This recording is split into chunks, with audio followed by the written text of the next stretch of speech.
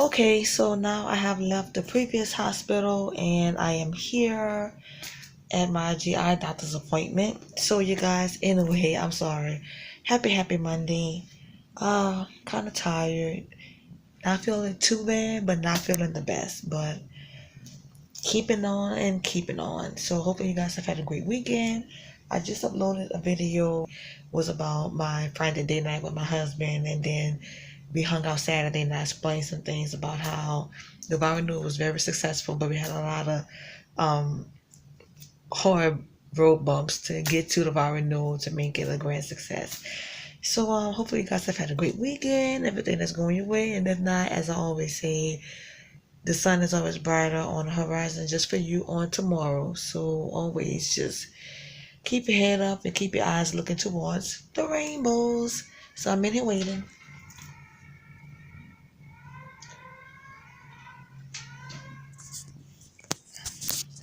Outside the window there. See this little screen there.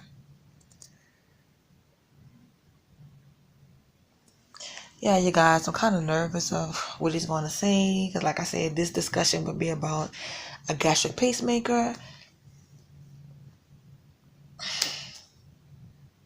Just don't know. My mom is here.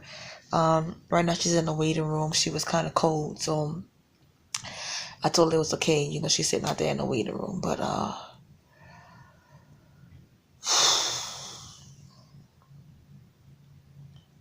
don't want to have the surgery.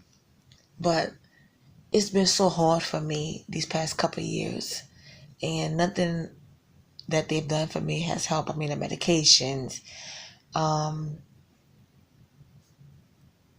And it affects everything. And it's not just the MS symptoms. You have so many other things like before it was just the MS. Then you had the gastroparesis.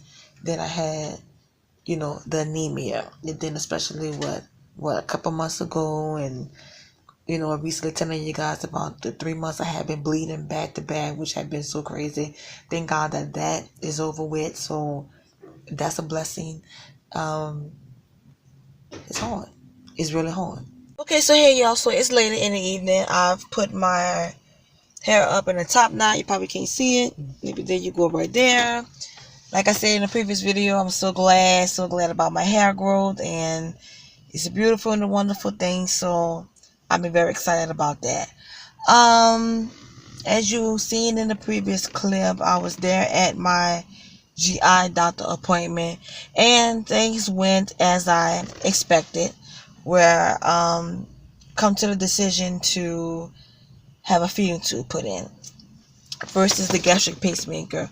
Reason being is because in Louisiana there's not that many stomach specialists. You have certain doctors that deal with very certain issues, and the only other one that would be available would be out of town, would probably be like maybe Mississippi or maybe Shreveport, which is about maybe 4 hours from where I live, 4 or 5 hours from where I live.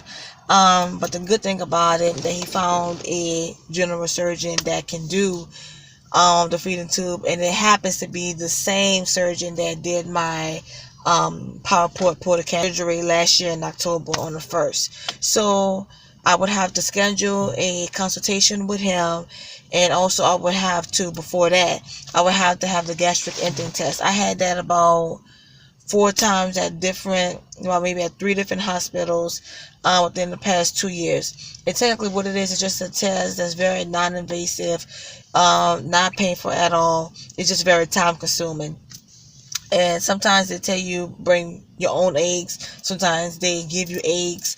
The first time I did it, I had oatmeal. They put like this colorless, odorless, radioactive material to see how your food is traveling through your digestive system, how slow, how fast it's traveling, and that'll give them a telltale sign of what's going on in the inside of your stomach. So a lot of times I've had it, my signs have always come back where I've had slow digestion, where my food has taken forever to move throughout the system normally as it's supposed to do.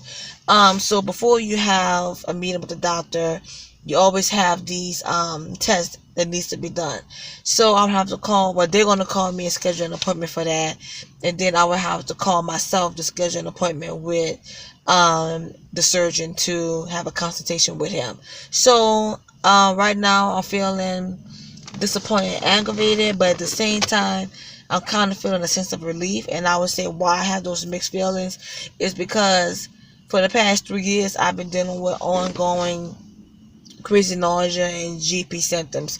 I mean, when I got out the hospital in 2016, I was home about maybe 2 months, because I remember this like this was yesterday. I got out and I was in a wheelchair, and I'll say about after 2 months I started having really severe stomach problems. I mean, losing a lot of weight, not gaining weight, losing weight rapidly. If I ate a peppermint, I was full. If I ate a piece of candy, if I drunk like maybe just one sip of water, I threw it up. I was just insanely miserable. Been hospitalized so many times for it. I've had the IV Zofran, I've had the patches, I've had the top of the line medications, I've had Reglan, I've had Phenergan. Now my body has become allergic to it, where where I cannot have it. So the medications that, Zofran is easy on the body to take, but it doesn't help me because the GP is so aggressive and strong.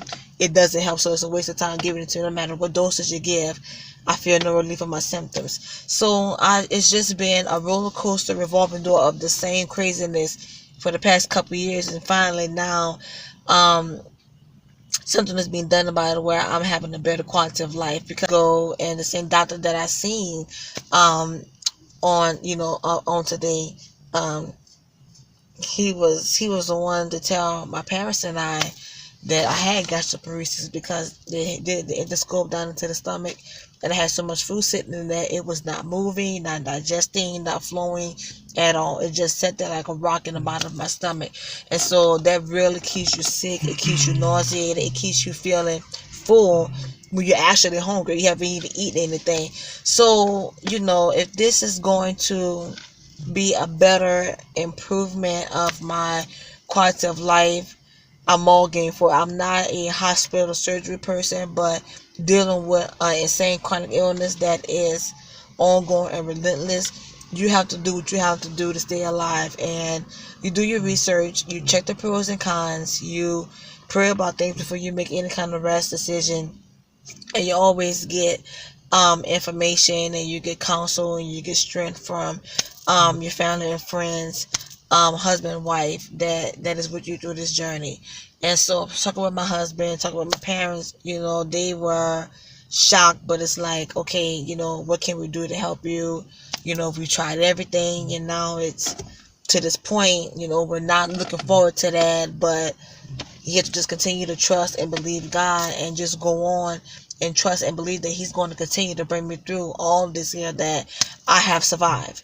100% of what I've been through, and I'm going to keep going no matter what, even though I get disgusted through the process. So, I mean, push has come to shove where that is now the final option, and things are now underway. Meeting with the doctors and getting things settled and getting appointments, going to be scheduled and everything. I'm just trying to take it second by second, minute by minute, hour by hour, day by day. You can't just get that kind of information and just expect to smile about it. Everybody's different, but for me, I have to really chew and weigh it and digest it and try to just, figure out a game plan. And right now we're at the park.